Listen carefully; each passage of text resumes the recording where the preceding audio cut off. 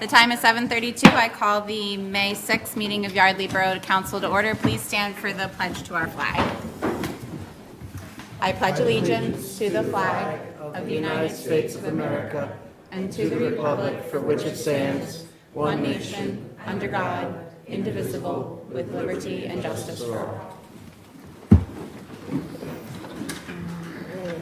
Roll call, please, Manager Johnson. Ms. Thompson? Mr. Carlson? Mr. Stump? Mr. Finer? Present. Mr. Applebaum? Here. Ms. Siegel Morris? And Ms. Scherer. Present. With 7 members present, we have a quorum. Community announcements. This is the portion of the meeting where we talk about upcoming events going on in Yardley Borough. Any public announcements, or community announcements from the table to start? Councilperson Applebaum. When I was coming in, I saw something. I need to open up my... So the post office will be stopping by this weekend. This is the second Saturday. It's the letter carriers food drive. It's for non-perishables.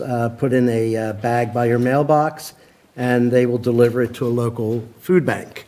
So I hope that people will participate in that. Thank you. Excellent. Got my bag today. Mayor Harding, any community announcements? Any community announcements from the public?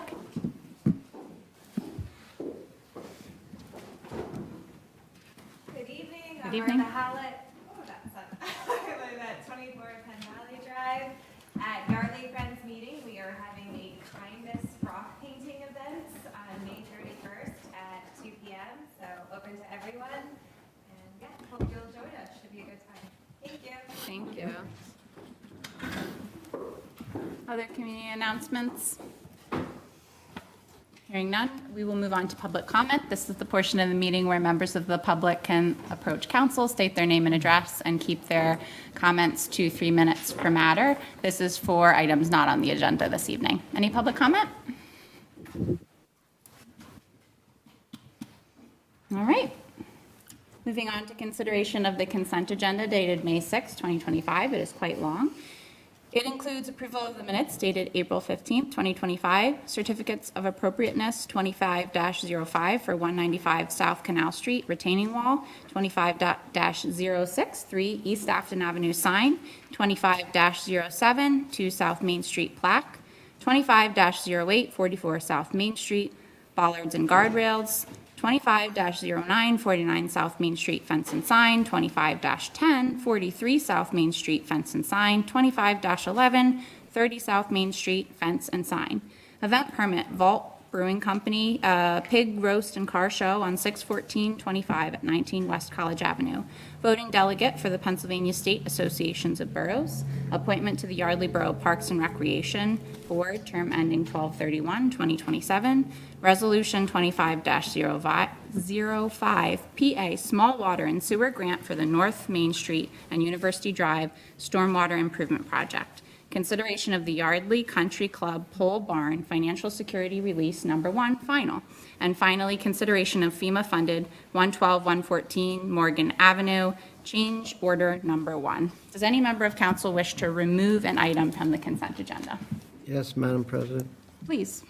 That would be C, please, the event permit for Volt Brewing Pig Roast and Car Show. Sure. Any other requests to remove an item from the consent agenda? Hearing none, I will ask for a motion to approve A and B and D through H. Second. Motion is made by Councilperson Siegel Morris, seconded by Councilperson Finer. Discussion from council? Discussion from the public? Sure. Can you make sure you turn the mic on? Sorry, just getting flagged down that it's not on.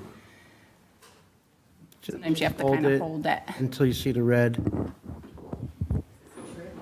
A little bit. I usually struggle with it. Push where it says push. The nice thing is they don't turn on when you don't want them to. Yeah. So. We got it. Thank you, sir. Okay. Dawn Perlmutter, 18 West College Avenue, here to discuss the event permit for the pig roast and car show. We pulled that from the consent agenda. Oh, So did I? You can wait right there, because we're going to vote on the consent agenda. We pulled it off. You okay. can wait there, though, because we'll get to it just Sorry. next. So, do you have any comments on any of the other items on the No. consent agenda? Well, actually, what is the Yardley Country Club pole barn? Where is that? Anybody want to respond to that? Sure, it's a equipment barn just located back beyond the parking lot. It's a small little shelter used for their equipment.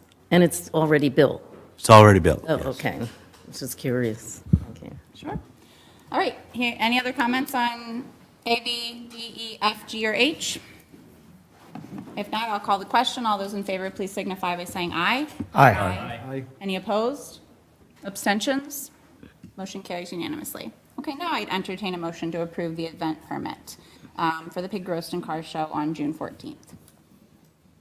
So moved. Is there a motion was made by Councilperson Siegel Morris, seconded by Councilperson Scherer. I'm going to ask if Solicitor Griffin could just go over background on this application, please, and then we'll hear your comments. Yeah. Yeah, so this is just an application by the Volt Brewing Company for a pig roast and car show. We did receive a copy of the application. We reviewed it. We also discussed the application with the applicant and went back and also reviewed a zoning decision from July 12th, 2021, which had to do with the applicant obtaining approval to basically have a barbecue within the existing brewery location. After reviewing the zoning decision and discussing it with the applicant, it's our opinion generally that they're in compliance with the zoning decision that was entered previously by the zoning hearing board, in that they're continuing to operate in the same manner that they operated before, except that they have reduced hours now and really are only open to the public when an event is scheduled, which can be between like 2 and 5 times a week. But at the end of the day, they're still serving the barbecue food to the same patrons, the same customers. They've just reduced the hours. So then the zoning decision also contemplated that if they were going to have a special event where they needed to set up a tent outside of the property, or they needed any kind of borough services, that they would apply for a special event permit, and they have applied for that special event permit pursuant to that dictate within the zoning decision. Thank you. Any comments or questions from council? I just want to point out, just going back a few years to when this was a bit of a contentious issue. We had people coming here kind of on both sides of it. I remember that. And one of the things I remember being said is, this is going to become Restaurant Row. And I think it's interesting that not only does it not become Restaurant Row, but it's hard to have a business in a parking lot hidden behind things without a sign. So it's not surprising to me that they've reduced their hours. But I would imagine that the people who didn't want it, at least it's better that it has, if you don't want that there, it's better that it has less hours than more hours, just saying logically. So just maybe I'll make that comment. Sure. Any other comments or questions from council or the mayor? Only that it's my observation as a resident that the events that the organization that owns and runs that facility is bringing good things to the neighborhood, and it's things that I can get behind. Also, as community and economic development, and because it's bringing people here and showcasing our town. And if anything, I support that. And as long as they're not doing anything out of the ordinary that's against the restrictions that are in the ordinance, then I'm okay with it. Thank you. And just to give folks a flavor of kind of what the questions we asked on this one were to determine if the use was, what had previously been approved is the same barbecue menu offered? Can patrons bring in outside food? Yes, but only like cake and other small items they need to order from the menu. Like how are private events ticketed, and how are the public events ticketed, et cetera. So most of the questions structured around the zoning hearing board decision and whether we felt like they were, in the legal opinion of Mr. Griffin, whether they were still operating under those guidelines. Now, Dr. Perlmutter, please. Okay. I think your solicitor needs to look at the other conditions that were put there. There's not allowed to be any outdoor dining. There was no noise. The whole reason for that was because it was supposed to be an indoor restaurant with limited seating. There was a limit on the number of seating. This whole thing is rather disingenuous because on their website on November 12th, they announced that they closed the restaurant. The variance is for the restaurant, so if you no longer are using it, it's not for any private events. It was never supposed to be a private event space. It was never, the business model during the variance was never going to be for special events, all these different special events. That is not what that variance is for. The other thing is, this is the I-1 Industrial District. This is spot zoning. How many different uses are you going to have for 19 West College Avenue? You have now added the school subsequently since this on the same parcel right next to this alleged restaurant that's no longer operating that way. You're having a pig roast next to the Hebrew school. And on what planet does that make sense? What's next, the Hamas hootenanny? I mean, it was never supposed to be an event space. And on top of that, they are already in violation. They are having cornhole matches every Wednesday. Outside, people are drinking in the parking lot. I've witnessed it 3 separate times. The noise goes on until 10, 11 o'clock at night. And they have already been investigated as a nuisance bar when they were operating as a restaurant.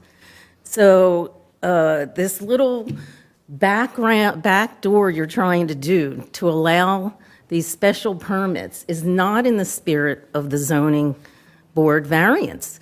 I'm glad it's good for the town, but it's not good for all the residential neighbors that are right in the middle of it. You're not taking that into consideration. It was never supposed to be these large events. Even with the special event, that was designed for a small, limited, they were limited on the amount of people. This is above 50 people, or he wouldn't have the application. There were limits on that.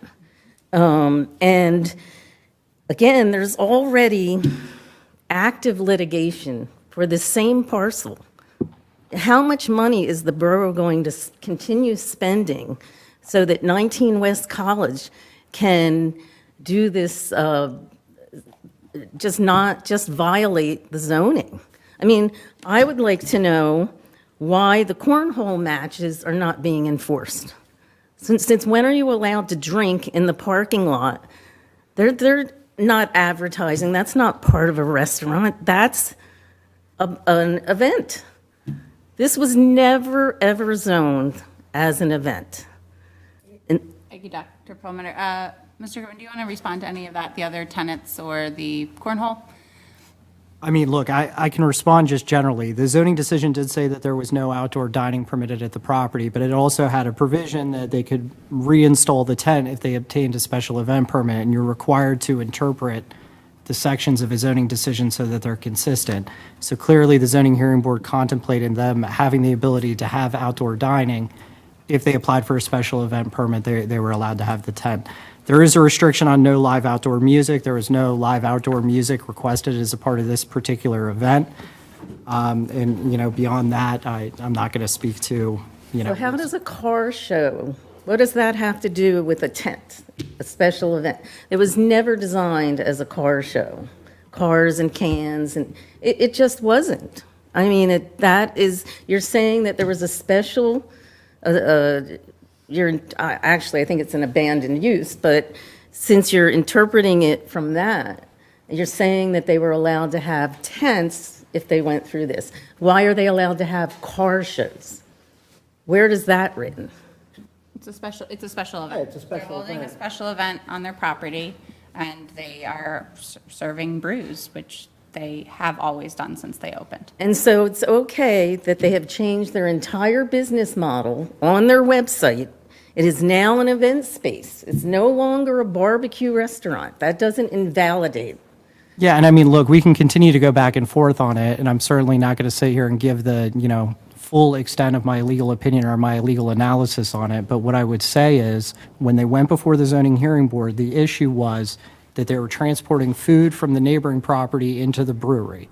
The request for relief that they asked for was the ability to cook food at the facility that has the brewery, and that is the relief that was provided. It was never, specifically like a request for a restaurant relief. Inevitably, that's the section of the zoning ordinance they said, so that they could have a barbecue and restaurant there. But the relief was to be able to cook food there. They still have the same number of seats. They're still conducting the same operation. No, they're not. It's not open. It's not open.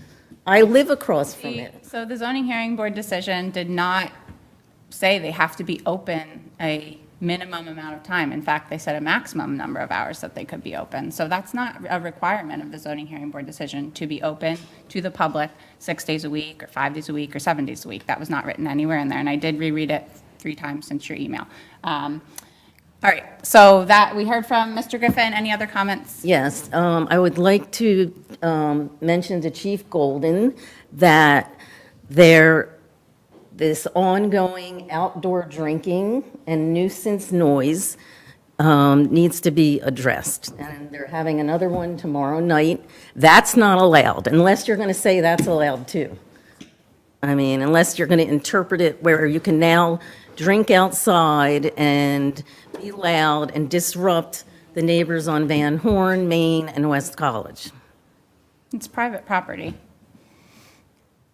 You're not allowed to, it's a nuisance, noise nuisance. It's private property. Oh, so they're allowed to drink in the parking lot? Is that what you're saying? That's allowed? I believe so. It's private property. They're not operating vehicles. I mean, We have a noise ordinance. yeah, I mean, you please If they're report. violating the Yeah, noise please report ordinance, it then if they're that making can noise be and keeping you awake. That should be reported. But no, drinking in a parking lot is not illegal, to my knowledge. No. Well, okay. Can I ask the solicitor a question? Just a hypothetical question here. If one of the businesses that rents space in the tannery, a different business, wanted to have a private event, would it not just come before us like this event?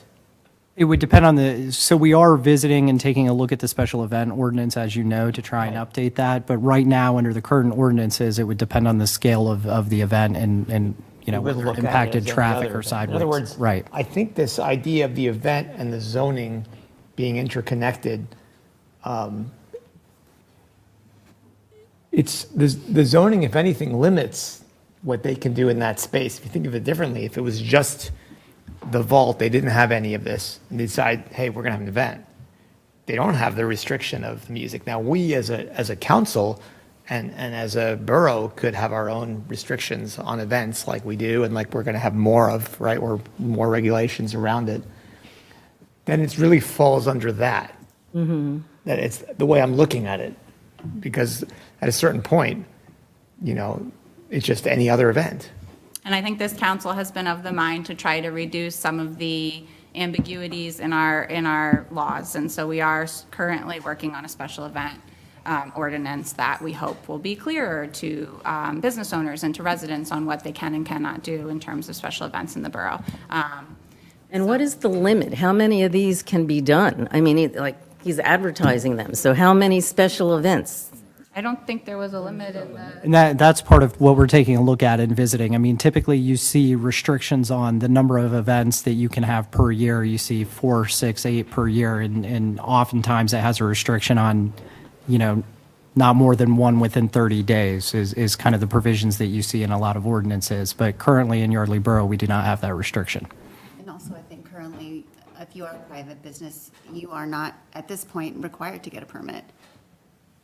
if you were having an event, right? Currently, we don't have anything to, and that's. It depends on the event, whether or not the ordinances are implicated or not, but this particular property, it is implicated as a result of the zoning decision. Yep. But each and every time it comes before us, and we have to approve it. So there is a level of control there if it was happening a lot. And that's We'd for the look at it special differently. events. It's also advertising that it's a private event space.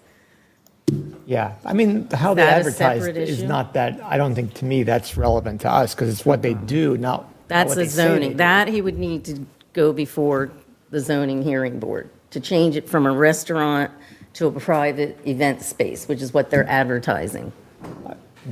It's a matter of scale, it's a matter of the actual practical use of the property. Based upon the investigation we've done at this point and the research that we've done into it, they're continuing to serve barbecue food at the property. They have the same number of seats, they've reduced their hours, they have the same approvals from the state.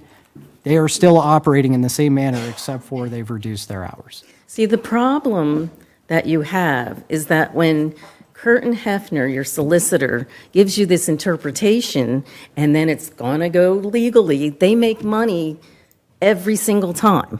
That's sort of, you need to look at the amount of money that is being spent on these zoning issues.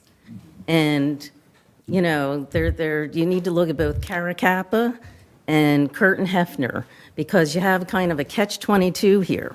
They give the opinion, and then litigation, they get paid for that too. Yeah, we have a zoning hearing board that issued a decision, and we are required to comply with that decision by having this business send event permits to us. And when a resident, such as yourself, sends us an email that an event permit is on the agenda, and we ask our solicitor to look into that email and do research, we are charged for that, which is what we did.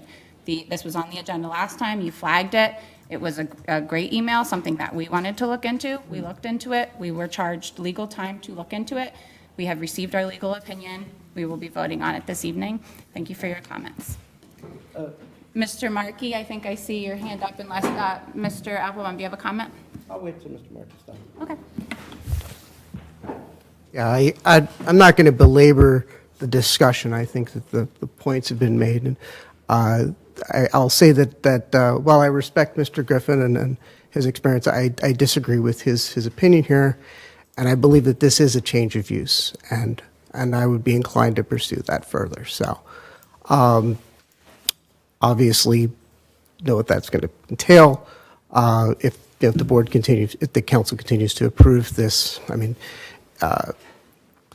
19 West College is just, it's whatever goes zoning, and that's not what zoning is about at all. So, I'm across the street from it. I've had enough of it.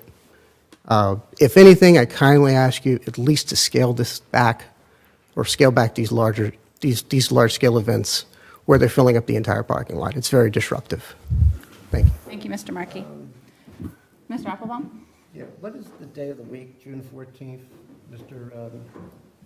Scott? Saturday. And what time? Is it on here? 1 p.m.? Mr. Brent, if you'd like, would you like to make comment? Yeah, I'm sorry, I apologize, I should have addressed it, but here's what I want to say. I don't believe through the special event permitting that we have in place now that anyone is treated any differently. Everything is considered, with the same, judicious thought behind it, which is to make sure, that we follow certain rules and regulations, but at the same time, I don't think that it's meant to be restrictive. And where I take exception is, number one, against our solicitor, who gives us really great and expert advice, and I'm sorry that you had to bear that, criticism, because I know that you are doing a job that we have hired that Curtin Hefner to do. And if we didn't have a solicitor in place, I don't know how we as lay people would be able to handle it. Number two, I also want to offer some encouragement to you, Mr. Burney, because you have brought these really interesting, fun, and as far as I know, safe and No incidents. I don't want to put Sergeant Golden on the spot, but do you recall anything? Sergeant Golden, do you have any recollection that there's ever been a problem there? Okay, so what I can say is that I still support this. I hope that we will abide by Mr. Foraker's opinion and that we can vote positive, a yes on this. Mr. Bernie? Ms. Bernie? Would you like to make comment? Sure. So first, the variance was really for a kitchen, right? As long as I said. So I guess nobody wants to hear a rebuttal. So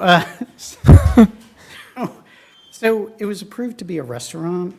We're still operating as a restaurant as far as, like, Bucks County health inspections come through every 6 months. We're not different other than it is a restaurant. We're just only open when people are going to be there. So we had 3 last week. They're inside. They're not special events for approval here. It's just like we would do in the back bar at Vault. We just have 2 venues now that we can use. We're using them more. There's actually more people coming there during our normal business hours. They're inside. I don't need approval. So I don't come here.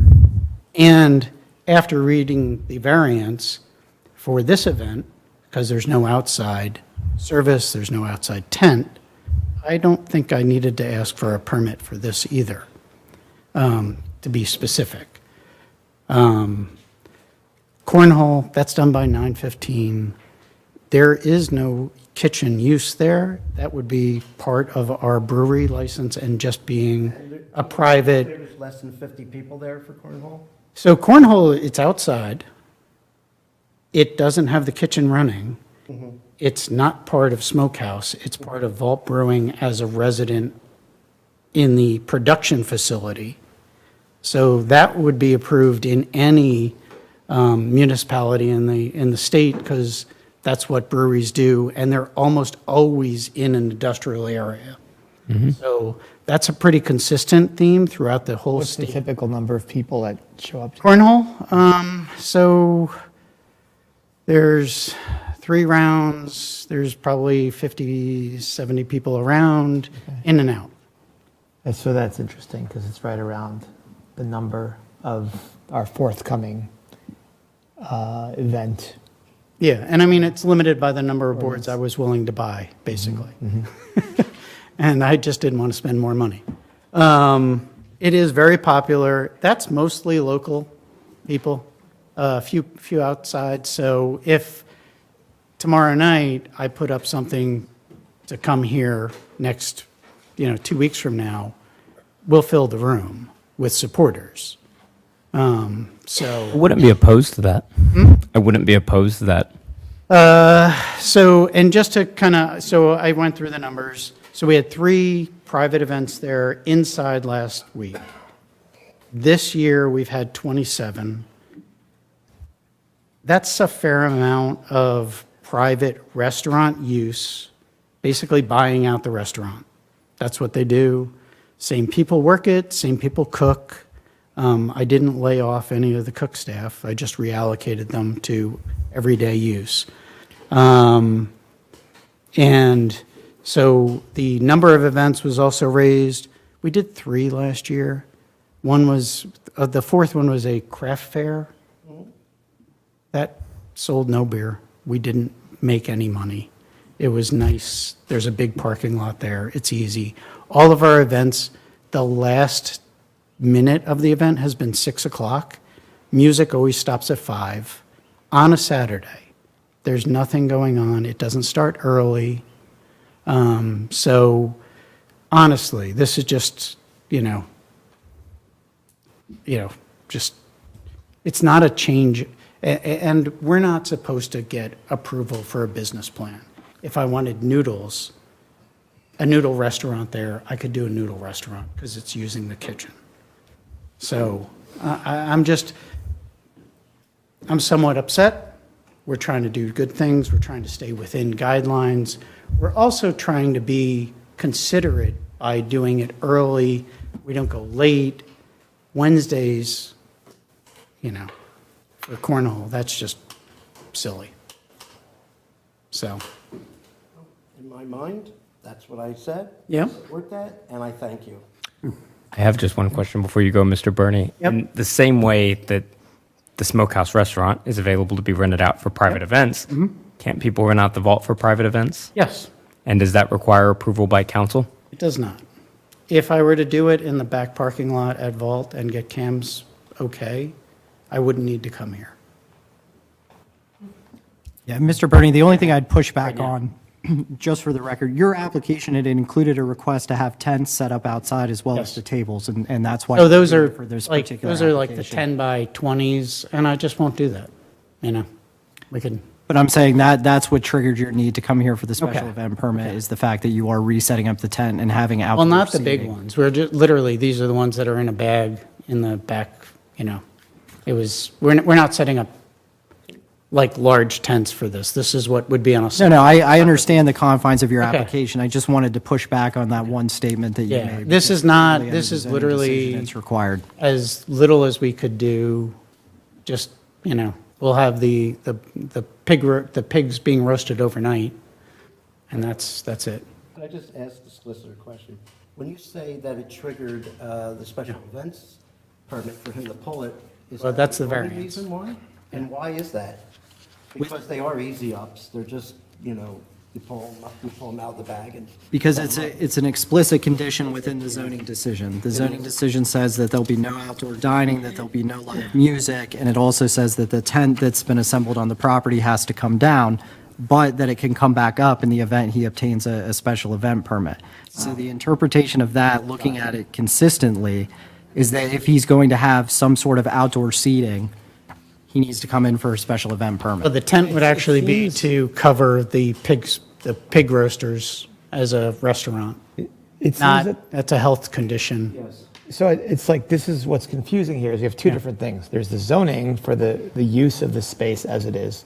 Then there's a special event permit. And it doesn't seem like the zoning has the ability to step over the special event permit that anyone could have as a special event.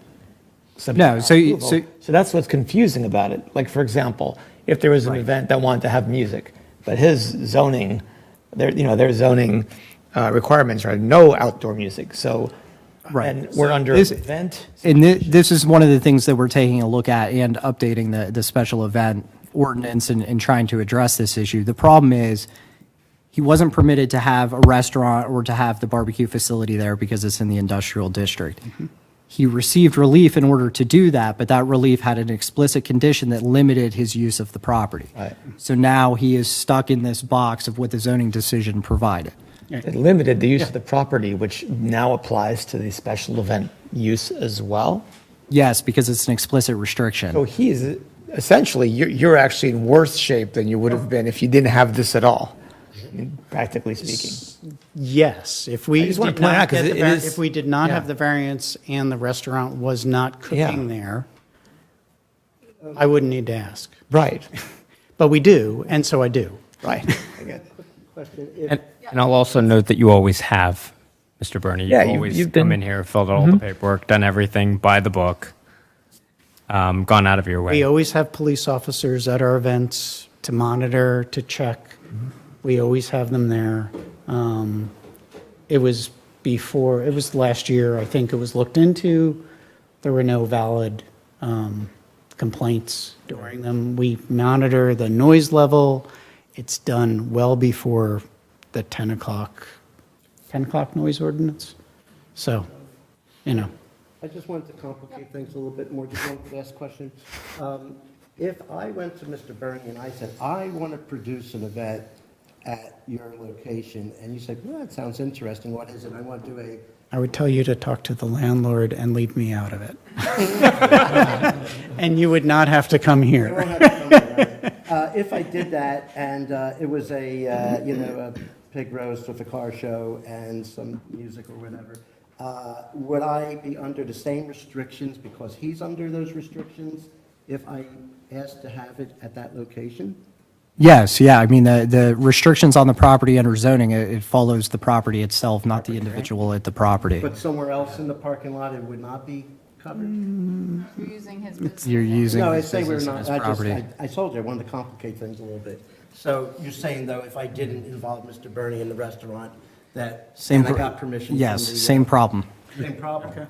If it was that, but if it was somewhere else in the tannery and not through that business, not through that address, then you're just It's on the, special event.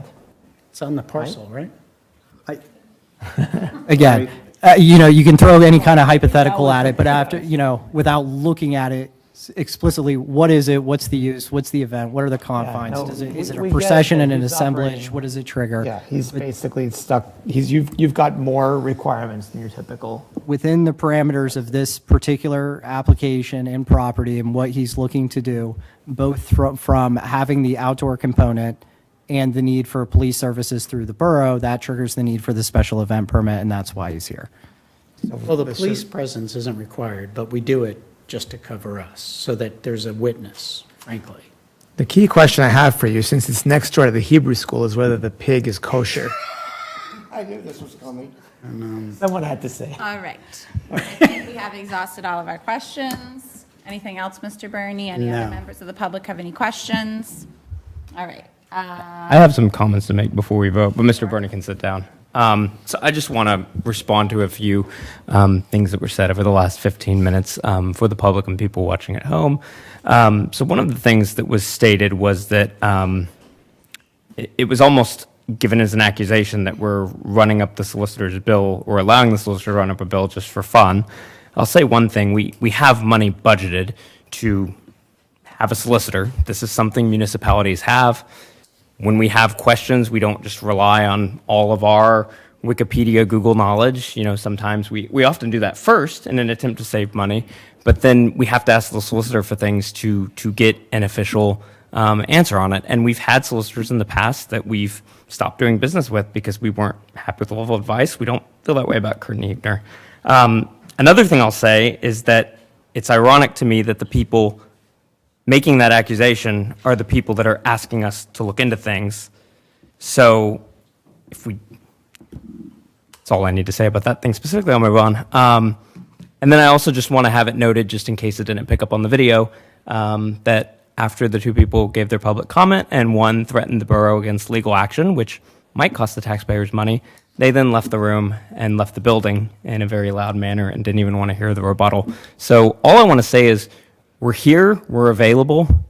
When we receive emails from our residents, including these residents, we respond to them, and we try to go through things through as many different avenues as we can so that we don't have to incur legal costs for our taxpayers. But sometimes you have people that's not enough for them, and they have a hobby that they want to bring into play. And that's very unfortunate for the taxpayers of Yardley Borough, because the year before last, before I was on council, we did have a $30,000 deficit, which was about the cost of our legal bills for various people. I'm not making any accusations. And we did have to raise taxes slightly, about $40 a resident, to cover our legal bills. And it would be nice if we could just, we're a small town, 2,605 people. It would be lovely if we could just talk things out. That's all I have to say on the matter. Thank you. Councilperson Stump. Any other final comments on this event permit application? Hearing none, I will call the question. All those in favor, please signify by saying aye. Aye. Aye. Any opposed? Abstentions? Motion carries unanimously. Moving on to the finance report, it's dated May 6, 2025. Any issues, comments, questions? Otherwise, it will be accepted by consensus. Okay. Police Department report, please. Thank you, Madam President, and members of the Borough Council. For the month of April 2025, the Yardley Borough Police Department has answered 786 calls for service. We had issued 3 parking tickets. We had conducted 128 traffic stops. Others 120. Oh, can he have a mic, please? Sorry. Not everyone wants to hear how many traffic stops. Start over, would you? Sure. For calls for service, we answered 786 for the month of April 2025. We issued 3 parking tickets. We conducted 128 traffic stops. Of those 128, 50 citations were issued. We investigated 6 traffic accidents along with 2 arrests. I have good news also with the NEBRS. We are now NEBRS compliant.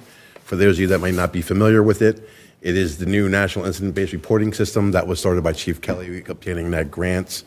Our first submission was for April, and it went smoothly with no issues.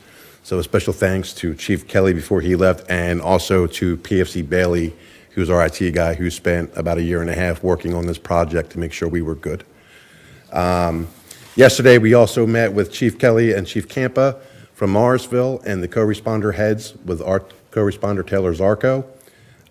During the time since it's been instituted, Taylor, our co-responder, has answered 185 calls for us and follow-ups.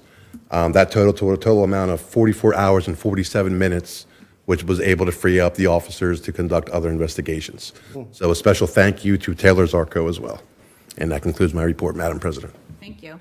Yeah. Questions? Oh, I just want to thank you for just the seamless transition that we've experienced in the police, and just for keeping things tight. And, just as a resident, not just as a council person, I feel safe and that we're in good hands. And that's thanks to you and the department. Thank you, Council. Appreciate that. I just wanted to note, Sergeant Golden's been given permission to leave afterwards. He's not storming out of the building and closing the door after his report, so I didn't want For the rebuttal.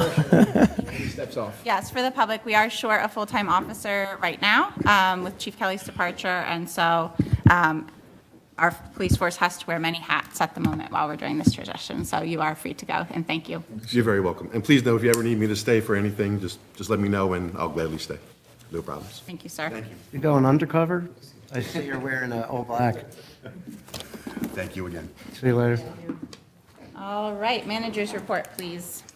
We had a final closeout meeting with our auditor, that being Councilperson Carlson, Patty Sargent, and myself. I'm happy to report our auditor, this is his words, compared to other municipalities, Yardley Borough has the gold standard with regards to our QuickBooks and accounting practices. I commend Patty Sargent for all her work throughout the year with our QuickBooks and everything else that she does. We're actively working on an application packet for our short-term lodging ordinance. So once that gets adopted and the slew of people come in to fill out applications, we're going to have an application packet complete for them. For the month of April, we had 4 UNOs. We had 5 trash certifications, 6 zoning applications, no zoning hearing boards, 5 building permits, 4 right-to-knows. The appeal that was done in Harrisburg was won by the borough, I'm happy to report. Each week, we receive funds from Portenoff, which, as you are all aware, they are doing collections for delinquent real estate taxes and trash accounts as well. Councilman Carlson and I met with the rabbi at the Hebrew Academy. We walked through their project. It's really coming along nicely, and they anticipate it to be done pretty soon. We also launched an email campaign that has been less than 1 week live. Happy to report 215 households already signed up, 368 individuals have registered as well. So that's moving along nicely. So if you haven't registered, you haven't filled out the form, please do so. And that is my report. Question for the manager? You said that the email campaign that you just rolled out, and I'm familiar with that, but my question is are those numbers in addition to those that have already been on our email list, or is this a totally different, or is being handled differently than? It's being handled separately so that we could break out different neighborhoods and streets and stuff. For instance, if there was a train derailment, we would notify Van Horn, that part of South Main, the Commons and stuff. So this way we could pinpoint issues or problems, or flooding is just going to get notified down there, stuff like that. How many households do you think that is? If you don't know the answer, I'm not How trying to many put you on the households? spot. Remember that if you saw the application, it said to put all the names in the household on the application, all the email addresses. So I would imagine it's 1 per household. Individual households, okay. Yes.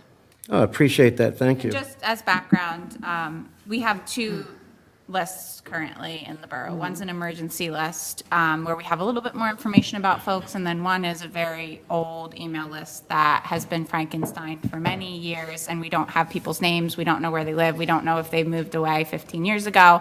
So having everyone re-sign up, if you're wondering why do I have to re-sign up, we want the same information for every single person in the borough so that we are able to contact everyone in the same way. So no phone numbers, but it is address, including your street, people in your house, whether you're a renter, a homeowner, or a non-resident. So you might want to get community alerts, but you wouldn't be allowed to vote on polls we had about resident issues such as short-term lodging. I mean, like, just to further that, the email list, we don't even know if the people are residents. It's anyone. Whereas this is kind of more of a database, and I think it sets the stage for collecting and using data in a useful way to people. So I thank you very much for the effort of doing that. It's great. Just a quick question also about the phone numbers. Was that intentional not to collect the phone numbers? I don't remember if we had discussed it. No, it wasn't on the communication packet that I put together that we discussed several months ago. We do have phone numbers on the emergency management one. We figured we'd only contact people in an emergency, so with phone numbers. Gotcha. Yeah, that's separate. That's through like the county system. Yes. With the emergency alerts. Great. Any questions for Manager Johnson? I would also just, if you don't know that Manager Johnson is a sarcastic person, the slew of applications was a joke. It might not land well, given the discussion we've had, so I'm just clarifying, it was a joke. It wasn't a slew? All right. Thank you, Manager Johnson. Engineers report, please, Mr. Foley. Yes, we've issued our engineers report. Are there any questions? Could you clarify a little bit the PennDOT back and forth and the sidewalks and best guess on when we're going to move forward? Yeah, we made the submission back to PennDOT and anticipate on April 24th, per their auto response, they should get back to us on May 23rd. So when I was looking at the schedule, it's like trying to bid in June, open up the bids at the tail end of June. After our last meeting, Manager Johnson reminded me we do not have a early July meeting. So our opportunity, if we get an all clear from PennDOT, we go out to bid, we'll be able to, wrap this up and request, on Borough Council, mid-July is what our hope is. So we're waiting to hear back from PennDOT on here. Were the changes that we had to do in response back to them significant, or were there things that you think are reasonable and There were some consideration? some of the changes were reasonable. It was also to help out some of the particular locations to ease their driveways so that to assist with access. And so it was, coordinating with PennDOT. That's what their request was trying to make it a little bit more friendly. And so we took a look at that further, and we re-engineered some particular locations, as well as we heard feedback from additional residents, and we incorporated some comments as well into that package. And residents have been responding and complying with, working with us, the borough. So that's been encouraging compared to issues we've had in the past where there's contention. Smooth sailing right now, and I think it's on both sides. Right. I appreciate the residents for being accommodating. I appreciate you all for the same thing. One example of incorporating a comment was there was a particular low spot at one of the intersections, so we were able to add another inlet to help out with some drainage issues that do crop up that we weren't aware of. I do have a question about just other projects. Have you seen any? This question came up. Mr. Applebaum asked a question in the past. Have you seen any material cost increases based on the recent happenings with tariffs and that kind of thing, or steel? I have not seen that, and it wasn't discussed. Usually, we talk about increases from year to year. The last discussion I've had was there was like a 3%, 4% from last year to this year.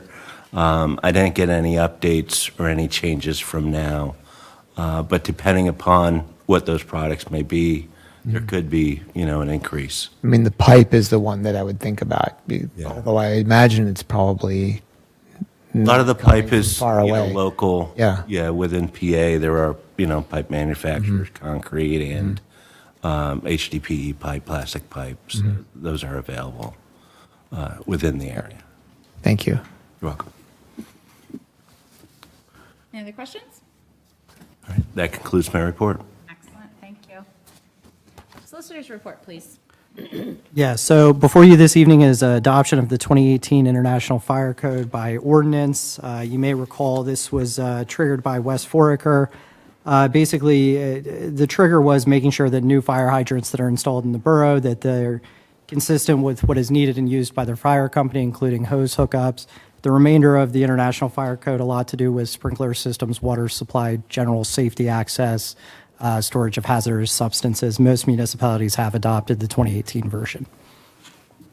Excellent. Do I hear a motion to adopt the 2018 version of the fire ordinance? So move. Is there a second? Second. Motion was made by Councilperson Scher, seconded by Councilperson Siebel Morris. Discussion or questions? From the public? Hearing none, I'll call the question. All those in favor, please signify by saying aye. Aye. Any opposed? Abstentions? Motion carries unanimously. Mr. Griffin, would you also kick us off on item A under the manager's report that I skipped over? Yeah, so this is, and this is one that was negotiated by Bucky Klosser in my office, but basically it's a commitment letter with First National Bank with regard to the sidewalk project. I believe a copy of that commitment letter was included with your packet. But essentially, we're required to pass a borrowing ordinance in order to adopt this. The amount of the loan is $1.7 million. I know that there's no prepayment penalty within it, and I believe initially the monthly payments are just of interest with then an annual payment towards the principal, and then obviously a big payment at the end on the maturity date. So once we draft the ordinance and get that advertised, it'll come before you again to discuss the specifics of the ordinance and what's been agreed to as far as the loan goes. All right, and Mr. Carlson, in your opinion, as you stated last time, we need this to move forward, and it looks good to you with your general government hat on? Yes, I looked at it, yeah. Excellent. All right. To clarify, just for the public, it's Yeah. always good to explain that this is not going to be any kind of long-term thing. It's just a cash flow maneuver in order to cover the grant that we've already been awarded, the payments that have to come out of that grant before we get reimbursed. So it's really just a functional process. Right, because we need to do the work and pay for the work before Exactly. we apply for the reimbursement. So Yeah. there's no way the borough would be able to put up a $1.7 million and Correct. then wait for it, so. More than our It's- entire operating. It's a short gap, like months, so the interest rate, that kind of thing, it's just not that relevant because it's a short length. Good, thank you, Mr. Finer. I forget sometimes that. Take a step back. People get scared when they hear a Yes, $1.7 million loan. Yes, correct. All right, do I hear a motion to authorize the solicitor to prepare this ordinance? So moved. Is there a second? Motion was made by Councilperson Finer, seconded by Councilperson Carlson. Any further discussion from council? Any discussion from the public? Hearing none, I'll call the question. All those in favor, please signify by saying aye. Aye. Aye. Any opposed? Abstentions? Motion carries unanimously. Anything else, Mr. Griffin? No, that concludes my report. Thank you. Thank you. Mr. Mayor? Yeah, thank you. Just real quick, wanted to thank everybody for their participation in another successful Carry the Load. It was a beautiful day. It was great to walk with some council members, but from start to finish, thank you to borough staff. Thank you to our emergency service providers. Thank you to the community. It turned out to be a really good day. It grew, and we will continue on. So thank you very much. Excellent. And I think we had a bunch of borough businesses that were sponsors as well. So We did. We that had, was yep, we had a goal of a $5,000 donation, which we achieved through 5 borough sponsors. And if I can do it by memory, I'll do it right now. So Nottingham Insurance, Spearhead, Curtin Hefner, Remington Vernick, and ML7. Thank you very much, ML7, yes. awesome. All right, council member reports, starting with Councilperson Siegel Morris. Experience Yardley met yesterday, their board met yesterday, and Music Off Main is ready to go. It's starting May 31st with Pennsbury Alumni Concert Jazz Band. And like last year, there will also be some Sunday dates with music as well. I believe their schedule is available on these cards, probably at local businesses. They're still accepting sponsorships for this series of events, and the schedule is probably also on their website, which has been, I think, revamped. Visit Yardley is working hard and collaborating with the Visit Bucks County, or I'm sorry if I'm misnaming that group. No, that's correct. Thank you. And Experience Yardley is also working on collaborating with the Yardley Business Association to work together on Restaurant Week this year, I believe. That is what I learned yesterday. Excellent, thank you. Councilperson Finer. So I think just to kind of add to the engineer's report, just kind of update on, as you know, we applied for the ARLI, the red light enforcement grant, not for red light enforcement, but to improve crosswalks throughout Yardley. That's a very exciting project, and one thing we learned is, unfortunately, we can't pay for more than 12% of the project. Beyond that can't go towards engineering. So like with other grants, we have that same limitation. That said, we're still going through with the application. And assuming we get it, we'll have some shortfall there for potentially for some areas of it. However, I think that's a reality. We have to, I've been calling it like a Lego piece. We've got to figure out how to deal with that design cost shortfall. And we'll look at ways of doing that. One is the LSA grant, which we're going to talk to them and find out kind of what the, they've awarded that in the past, kind of what the sense of awarding that is in the future, if we can learn anything there. And maybe there are other places as well to cover those design shortfalls. It's a common problem. I've seen it come up in discussions of small boroughs. The important thing, I think, to point out direction-wise for us as a borough is that, the economic cycles go up and down. And the grants that we applied for, such as like the Dolington grant, all the sidewalk grants, they've been no-match grants. The ARLI grant is a no-match grant. But one grant recently showed up, that was an MTF grant with a 30% match. And sometimes they show up with 30% matches. That's a big difference on a $1.7 million project that makes it essentially like not doable. So when we have opportunities for 0% match grants, especially with the kind of economic situation we're in right now, it's a good idea to jump on it. And even if there's a shortfall, that grant can wait until we figure out how to cover whatever shortfall is there, because that's still going to be smaller than the shortfall of 30% match on expensive projects. So I just want to kind of fill people in on that. That's it for me. Thank you. Excellent, thank you. Councilperson Carlson. I just wanted to remind everybody that the short-term lodging ordinance was advertised effective April 29th. It's available for viewing downstairs. For anyone who wants to see the details of it.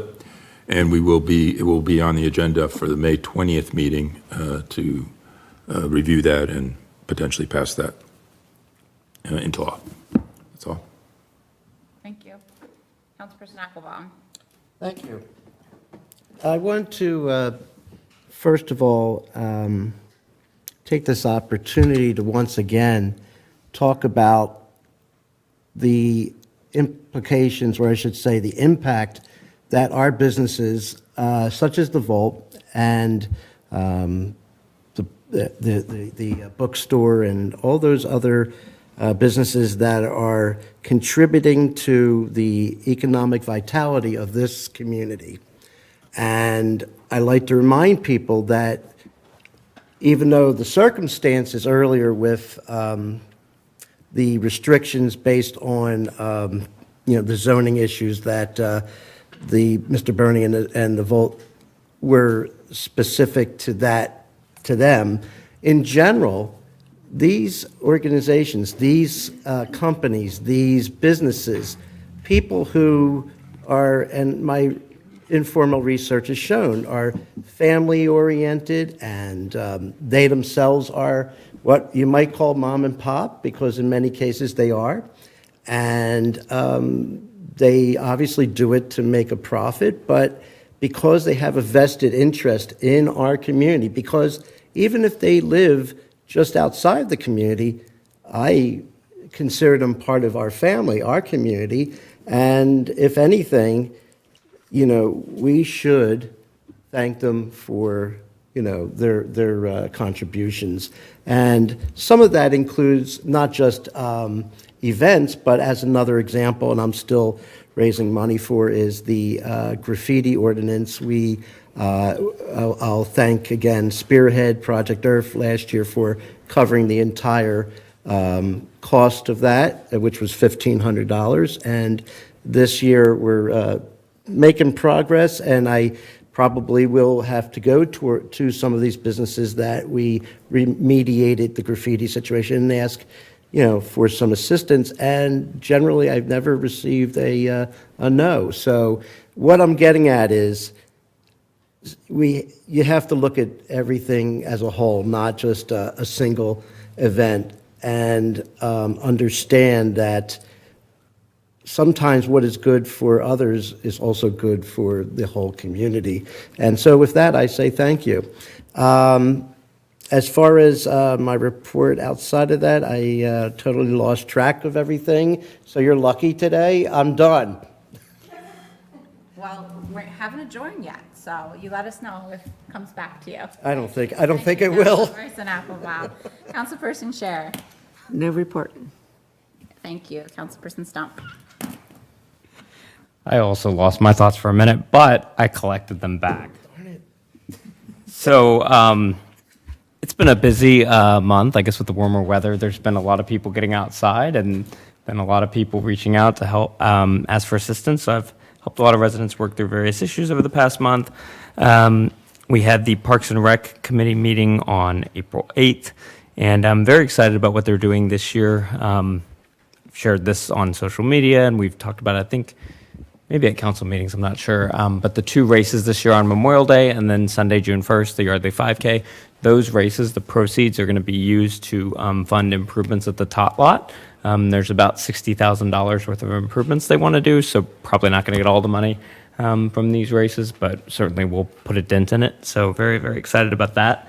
And then on April 10th, myself, Councilman Feiner, and Councilman Applebaum attended the Delaware Canal Advisory Committee meeting up in Washington Crossing, and we were able to connect with people from other municipalities, members of the public, and the DCNR as well. Specifically, part of our angle for being there was we wanted to connect with the DCNR and actually the new park managers that are in place to talk about the water levels in the canal.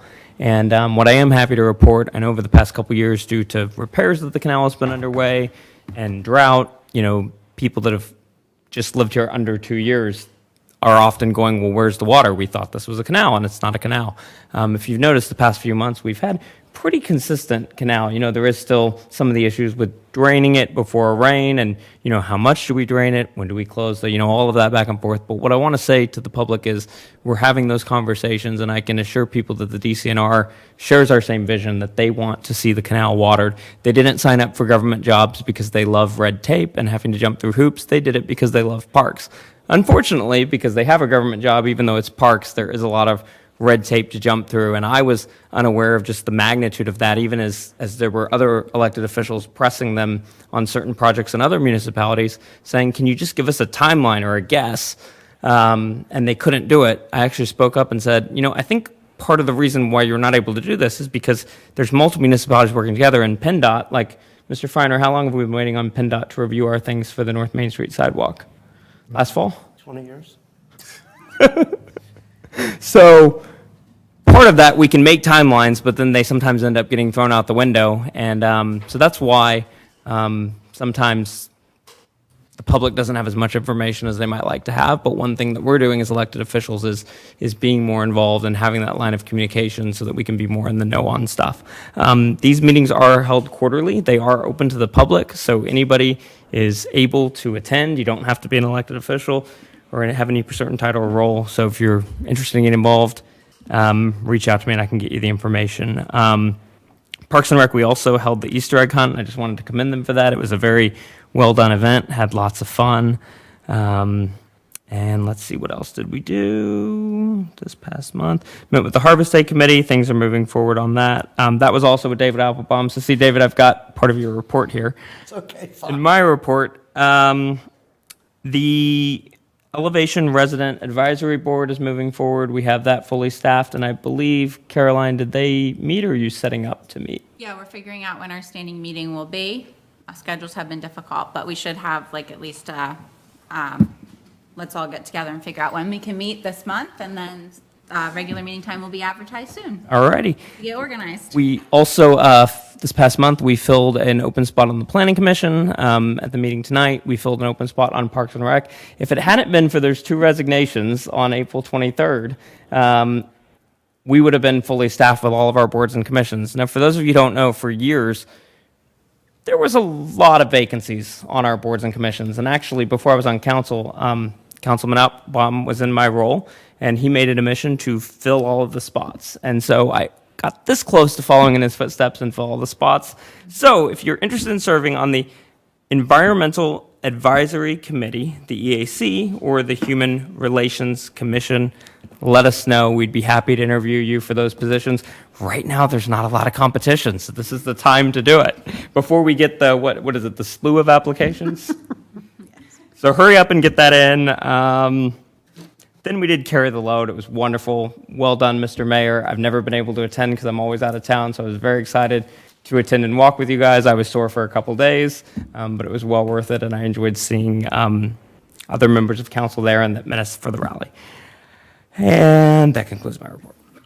I just add something, just a footnote to your report.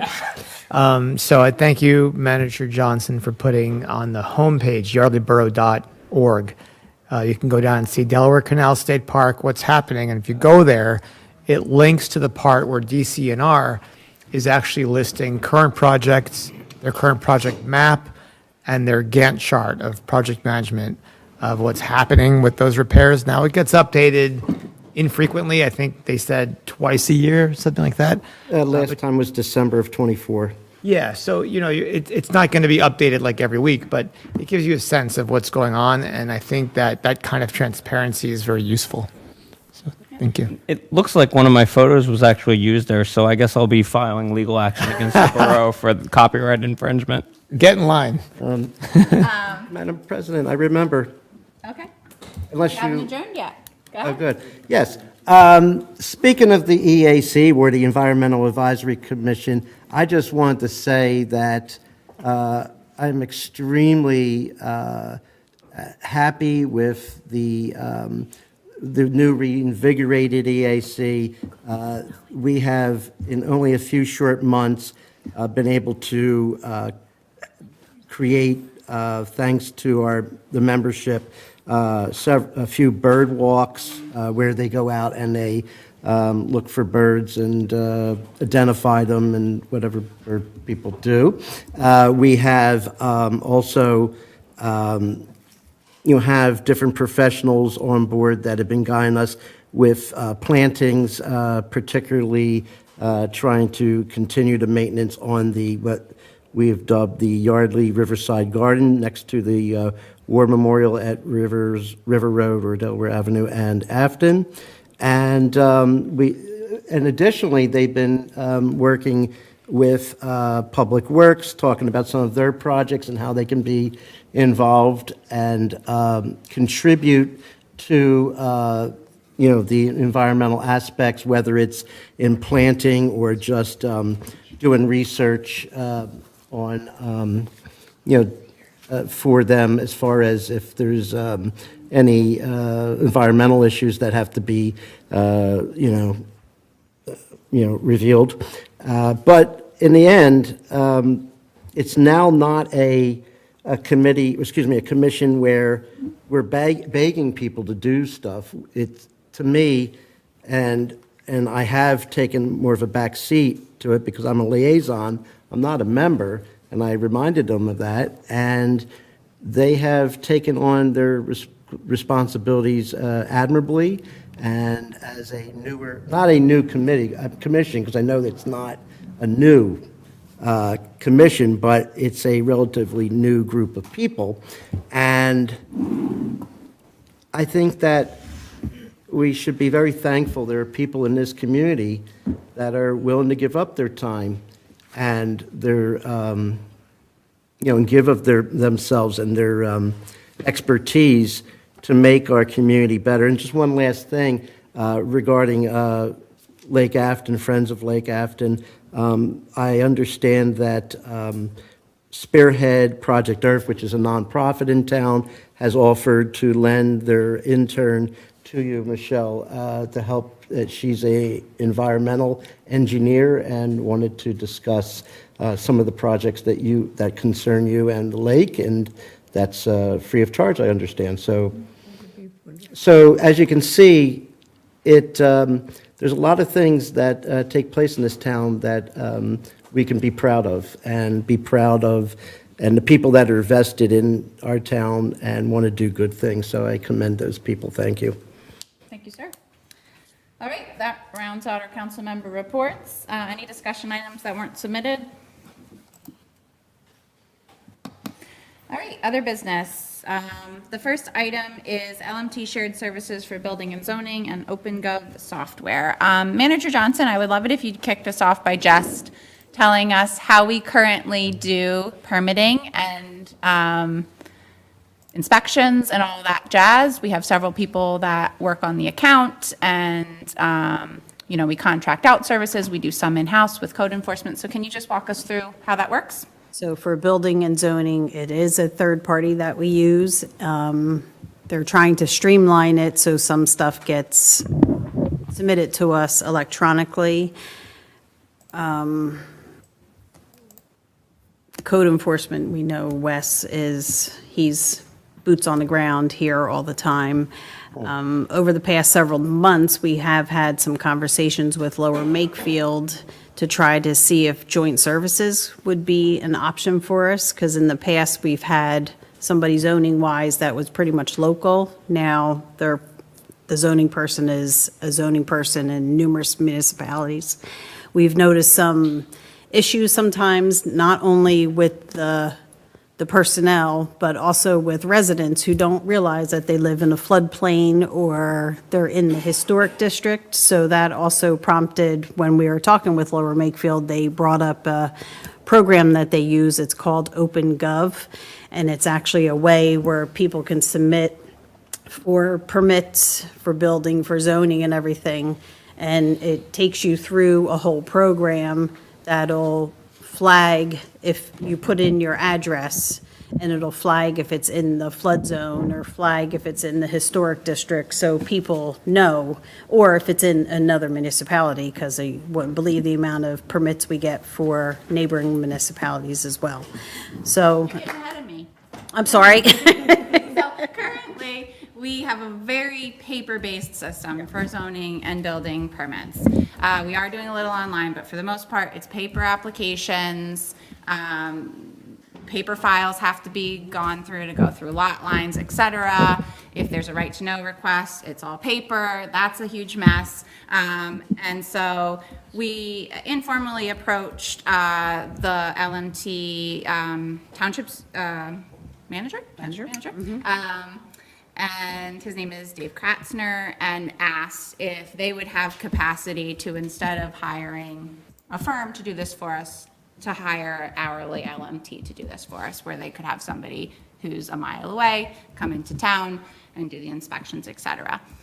They do have the capacity, so I am looking for feedback from council whether we wanted to more formally have that conversation with them around pricing, services that they could provide. And then related to that, Lower Makefield, as Manager Johnson said, uses OpenGov software. We had the opportunity to see it last week, and it looked intriguing enough that I think we should invite them to do a presentation for council if we are open to it. This is whether or not we move forward with Lower Makefield. I think this is a huge value add to Yardley Borough. So it is an automated workflow system. It automatically, someone has a account, they apply for a permit all online. It automatically routes it to the building, zoning, electrical inspector. It flags whether or not it's in the flood zone. It'll track your application status, so you can go in and see who's it with and what's the expected timeline that you'll get it back.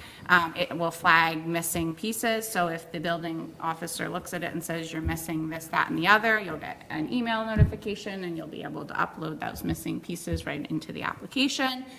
You can communicate with the staff through a chat function within the software. So if it's outside of business hours, you could probably still email and call, but it's a function of it. They take payments through the portal, and it plugs directly into QuickBooks and other financial processing softwares.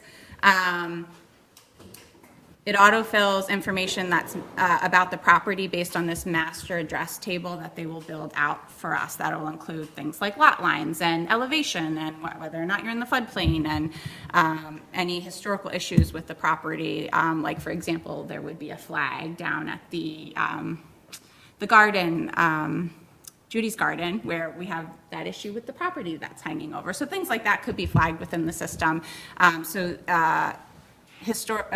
Institutional knowledge could be passed on from zoning officer to zoning officer.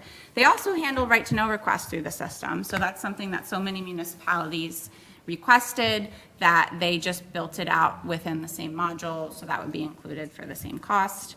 And then again, it's integrated into your fee management system and budgeting system. So it's expensive, which is the huge asterisk. But we do feel like this is the piece, this is the thing that's missing, the reason why we are having so many issues with our zoning reviews, that there is not a good database for our zoning officers that we hire to go and get the information that they need in one spot to make an informed decision based on our ordinances and our properties.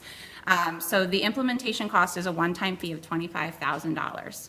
If we work with Lower Makefield, we could be an add-on to them and not pay that $25,000. However,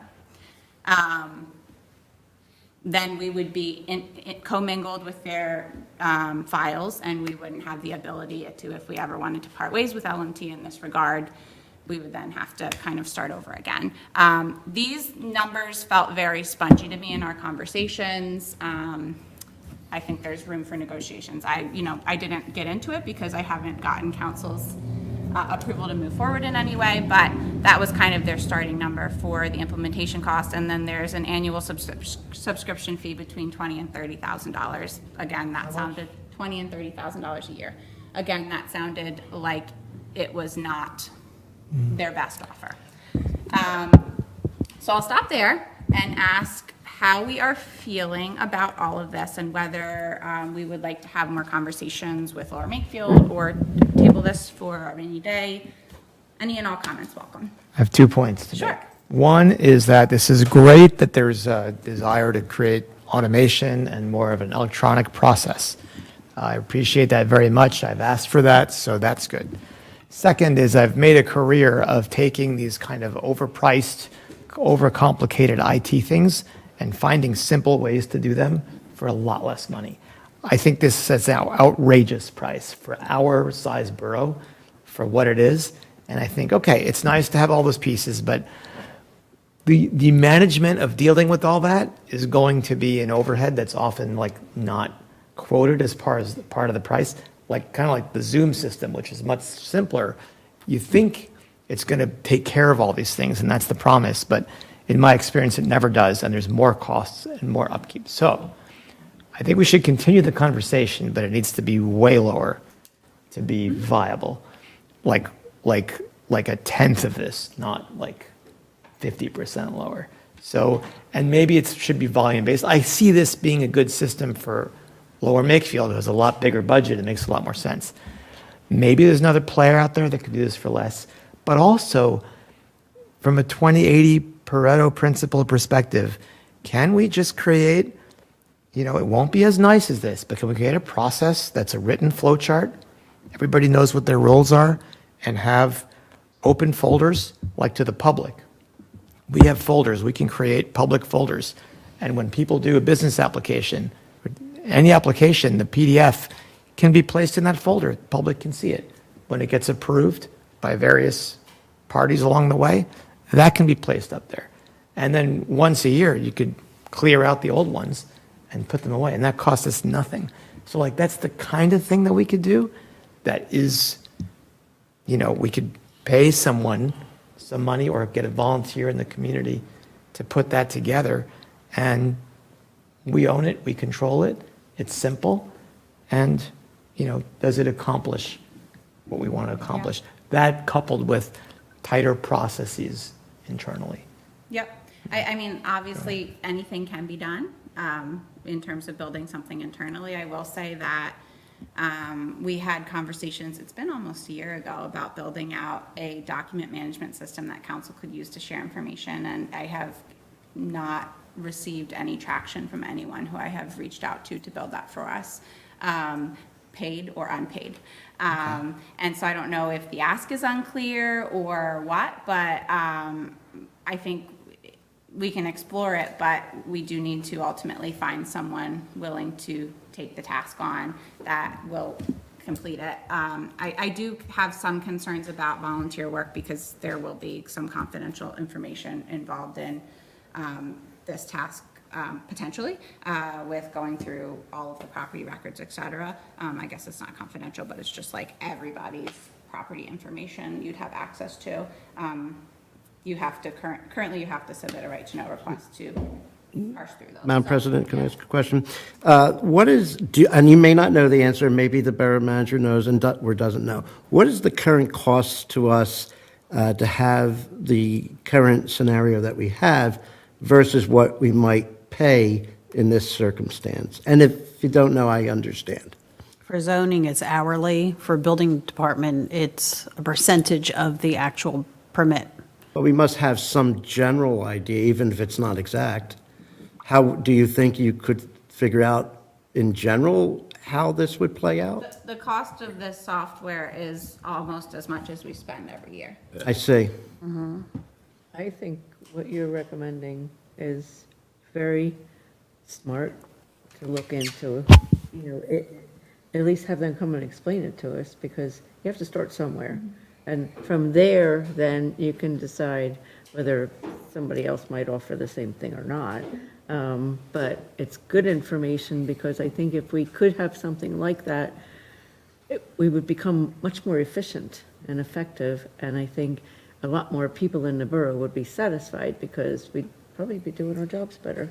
Yep. A lot of different people, not just. And this, in my opinion, is a start to digitizing, because it's Yes. something that we talked about doing for years and years and years, Absolutely. and it's like $30,000 to do that. This would actually start that process as well, and maybe make that eventually a little cheaper for us as well.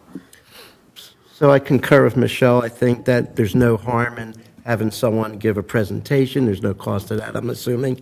And based on your general sense, that's interesting that even if it was the same amount of money that we're spending, there's a benefit to having it in a digital format, and so I would certainly support that idea. As far as Mr. Finer's thoughts, I agree and understand where'd he go? Oh, I agree with you and understand your point of view, and certainly don't want to discount it. So maybe we could look at this from multiple directions, and also if they come and they make a presentation, I don't know, Madam President, if you discuss the finer details of, Yardley Borough being, much smaller in scale than Mr. Johnson Elm told T. them 7 or 8 times. We're very small with a very tight budget. Yeah, very tight. But like you said, did you use the word spongy? Yeah. I just wanted to make sure I understood. So what you mean, I think what you meant by that, tell me if I'm wrong, that they may have room to negotiate. So their first tier size municipality goes from like 0 to 25,000 properties, which I was like, are you joking? That's don't have that many. insane.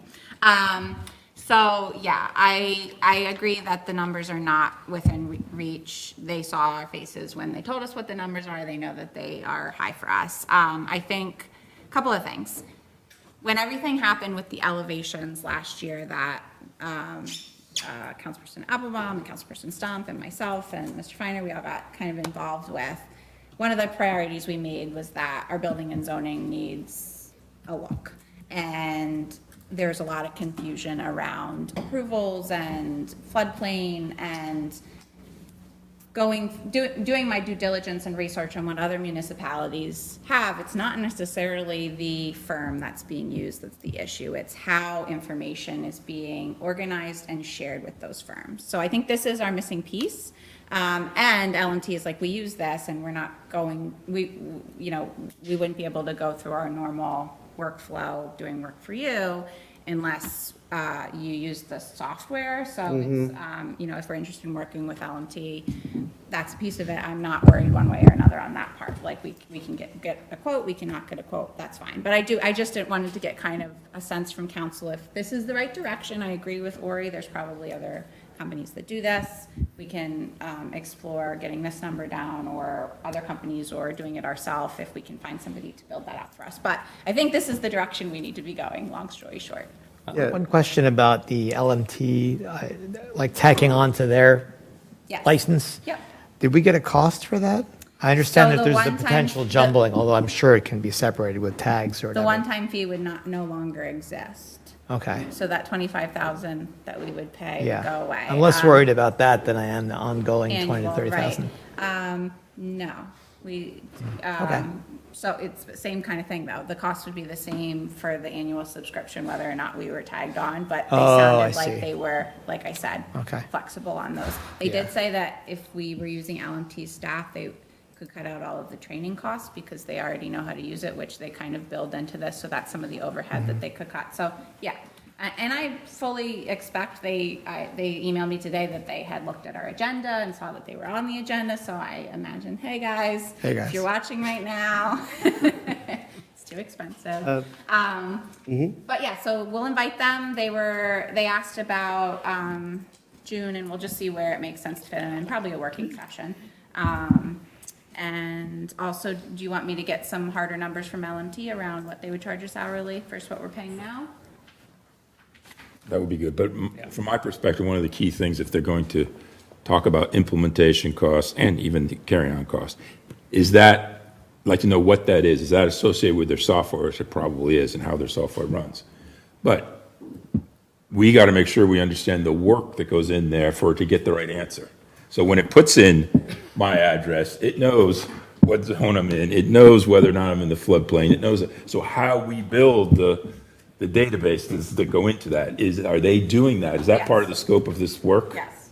So they're They creating build the that? address Okay. files for us as part of the all right, implementation, good. yeah. And that's another thing, like your hourly rate, it sounds like from talking to LMT goes down because, like Barry Isid is currently doing all of that research. And if they just click a button and get all of it, that cuts down the hours that they're billing to the permit review because they don't have to look all that up anymore. Right. So there could be a savings on the other side as well. We had talked about doing like a Google Docs thing or whatever online to put all the addresses of the borough, it's a small borough, in and write their zones. Whatever we didn't do it because we didn't have a complete enough list of addresses of households. Whatever work we need to do that regardless. If we do that, then we can just put that in a spreadsheet and post it up, and a person can just look up their street, and that's one function of this. Everybody can share that same table and look it up. So I would just start that because we're going to need that regardless. But what was given to me wasn't usable. You know. Madam President, I did a cursory glance at the website, and I found that historical information can be ported out into a CSV or Excel spreadsheet. So if we really had that concern, we could at least do that. Secondly, I was wondering, what are the retention periods for this kind of information? And if we, if it's only 7 years or 5 years, we can not worry as much about that. We keep property files for a long. You do? Okay, I wasn't 10 sure. years, I would say. Okay, just curious. Off the top of my head. Yeah, hundreds of years. Hundreds of years, yes. Caroline, I have a question about just the logistics of it. So the software itself is what is the $25,000 one-time setup fee, or zero if we tack on to Lower Makefield, and then it's 25 to 30K a year, right? They said. That is just for the 20 to software. 30 a year for using the software. Okay. And the workflows, yeah. That does not include the cost of then when someone needs a permit, sharing the service of the actual approving the permit, right? Or is it an all-inclusive price? I'd like to think of LMT doing work for us and OpenGov as separate things. Got it. LMT would require us to use OpenGov if we use them, but I think regardless of whether we use OpenGov or something else, we need something. Right. So I didn't ask LMT for quotes because this was like, hey, do you have the capacity? Yes, we do. And now I need to come back to council and say, are we Okay. interested in this? Because I don't have power to be like, send me quotes, unless you all want me to. You mean you're actually doing this transparently and it's not a backroom deal like we're accused of I occasionally? mean, Interesting. you know me. Thank you for that clarifying response. And just to note as well, with our current outsourced system, we are paying a fee. So in theory, the hourly fee for Lower Makefield and the hourly fee for the company we use now, those could potentially be a wash. And in theory, that would be covered by the cost of permits that people apply for that they pay out of pocket, correct? Yeah, for the most part, it's not a zero. I mean, it's not a zero, but it's similar to, I guess what I'm trying to say is really what we're looking at is roughly 25,000 more than what we're paying now. Interestingly, LMT uses Barry ISET for some of their work. However, because of their buying power, they have a negotiated lower rate than we do because it's just more volume of work. So that's just like when bigger municipalities get better rates. It's a well-known fact. So work that was being done by the same entity could potentially be cheaper under this model. I'm not promising that, but that sounded like it's a possibility. Not even just the rate thing. You want to convince yourself to justify this, in my opinion. You got to convince yourself that the amount of time it takes them to make a decision on the paper that comes in now, going to the files, finding the history, seeing if there's any zoning board stuff, whatever, all the stuff that goes on. You have to convince yourself that they say, oh, no, if you were on Gov system, that's one click. And so my average amount of time I take to process the building permit or whatever is only 15 minutes if you have that system on there, versus I'm charging you 45 minutes now, and then you can really. Plus, we have all the manpower of our staff who we're paying if they're going through paper files. I always like to find like the no-brainer spot, and the no-brainer spot here is if you get that reduction in professional time, Right. that then pays for the electronic system. In the end, we've paid the same thing, covered by the fees, But you got to but make sure. we've got our electronic system, right? That's our ultimate win. Yeah, and I guess the reason why I'm asking these questions is, when this was first presented, it sounded like, oh my gosh, this is going to be a massive expense. But it actually sounds like, and again, we have to get all the quotes and get all the exact numbers and then have many more discussions like this. It seems like this could potentially be, okay, let's just say it's $25,000. I did my, I'll call it infamous, dividing by the number of borough residents, 2,605. That breaks down to $11.52 per resident. Now that is per resident, so if you have a household of 3 like myself, that's $34.56. For a household like mine, obviously some households are bigger, some are smaller, but this is potentially a service that could really make things better for our residents at a potentially a relatively low cost. And so I think we should explore it. To Don's point, though, just thinking about the work that they do, like building inspection, I don't know that where the document comes from, whether it's on a piece of paper or you can click online, how big a difference that's really going to be. I question whether you're going to get more than 10%, if even that, in terms of savings, because there is just hard work. You have to inspect things. You can't not do it. That's the bulk of the work. Again, I guess what I'm saying is not even just about saving money. If we if we're paying a little more, but at the end of the day, our residents are getting a better quality product, because we've had a lot of complaints about the old process. I mean, that's why we're here. Incorrect things have happened, like, we can just say Yeah, that. like- permits have been issued that should not have been issued. Yeah, there's no question the process needs to be approved, and we need to be more electronic. That's a given. And, you know. and I know that this was kind of an afterthought, the right to know thing, but we're in a lull right now. And there's gonna be a time when we're not in a right to know lull anymore, and I don't know if any of you remember, but like sending, Manager Johnson an email with 76 attachments. I've done it many times, like having like somewhere that I can dump those and they can sort them for us, like that's a huge value add too. So I think we all agree we need automation, but I just underscoring, we really need automation. And so the cost is high, we're interested, we'd like to see it. The LMT thing sounds interesting as well. Did I summarize that correctly? All right, so we'll try to bring them in June. I'll ask for some more formal numbers from LMT. And then I'll also do some more research around, does anyone else do this? That sound good? Great. Great. Alrighty, folks. Then just the last matter I had, Manager Johnson reminded me that we usually move our meetings when they fall on a election day. We do have an election day coming up on May 20th, so I'm asking if council would like to move our Borough Council meeting to the next evening, that Wednesday, May 21st. I'm out of town, so we just need to make sure if we do move it, at least 4 of us can be here on the 21st. Do folks have a strong opinion? one way or Sorry, another? excuse me. The only issue I see with it, as I mentioned, we did advertise the short-term lodging ordinance, Oh. so this would require us to re-advertise All right, twice. so let us keep it on the 20th and encourage people to vote early. Does that sound good? You don't want to Thank you for spend reminding a me. few $1,000s? No, I'm just kidding. No, I'm being sarcastic. I'll save it for open. Okay, all right. All right, so we'll keep it on May 20th. Sorry, voters. Hopefully you can get there before 7:30. All right, any other last-minute additions? Otherwise, I would entertain a motion to adjourn into an executive session where we will talk about personnel. There will be no vote. So moved. Is there a second? Second.